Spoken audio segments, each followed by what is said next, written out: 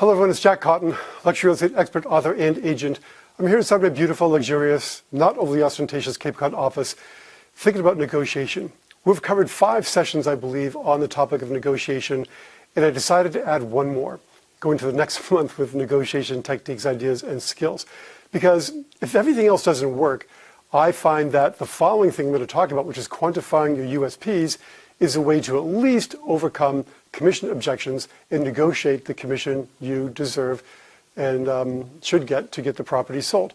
So let's talk about this whole concept of USPs and quantifying them. First of all, a USP is a unique selling proposition.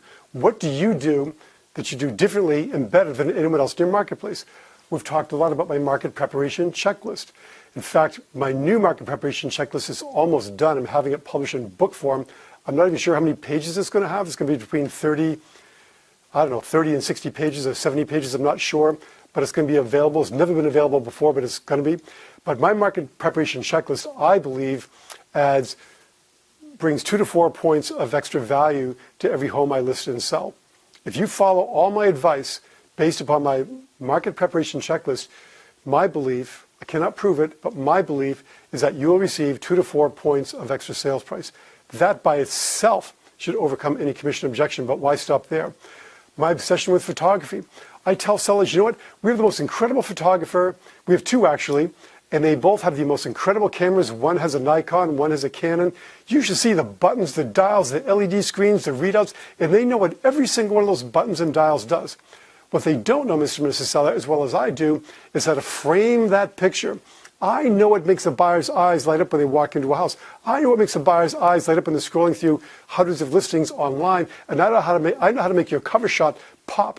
And I art direct that photographer to make sure that, after all the buttons and dials are set up the proper way, that they're capturing the exact right angle or image of your property. My obsession with photography, I believe, is worth another 1 or 2 points in sales price. Can I prove it? Absolutely not. I just believe it in my core. Next, my obsessive copywriting. Look at some of these listings in MLS, Mr. and Mrs. Seller. Look at the bad English that's being used here. Look at they're putting numbers in sentences. They're doing abbreviations. What is the point of having a phenomenal cover shot that captures somebody in 1.5 seconds online and then drawing them into the listing with really bad, poor grammar, poorly punctuated copywriting? Tell them about your copywriting. I again think that by engaging people at this point in the process, it's worth 1 or 2 more points in sales price. Next, I accompany all showings. Mr. and Mrs. Seller, let me ask you this. Think about the last time you looked at property and you were out with your buyer agent and you walked into a $2 or $3 million house, for example, and the listing agent wasn't there. What subtle message is he or she sending about that listing? Right, not that important to them. And this is not one of my most important listings. I am present for all showings wherever possible. Am I there 24/7? Absolutely not. Do I sometimes have to have one of my team members cover me? Absolutely. But I make every effort to be present for 90% of the showings of my listings.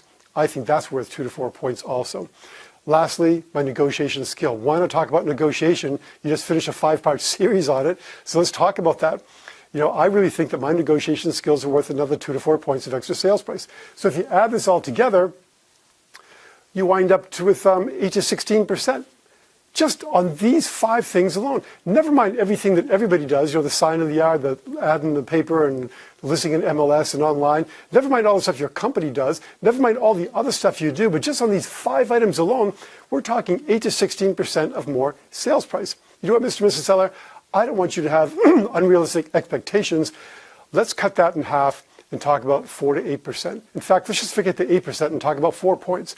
I believe it's clear to see here, and you agree with me, looking at just these 5 USPs that I bring to the proposition of getting your home sold, that I'm likely to get you an extra 4 points of sales price for your house. Now let's talk about that 1 point in commission difference we were discussing a moment ago. Would you pay 1 point to get 4? Absolutely. So if all the negotiation techniques that we covered over the past few weeks don't work, quantifying your USPs is almost guaranteed to work. These videos have to be short, but I could tell you story after story after story of when I've done this, and the people gladly signed my contract. They were happy to pay my fee, even when I sold their house to the next door neighbor in 3 days. Anyway, that's enough about quantifying our USPs.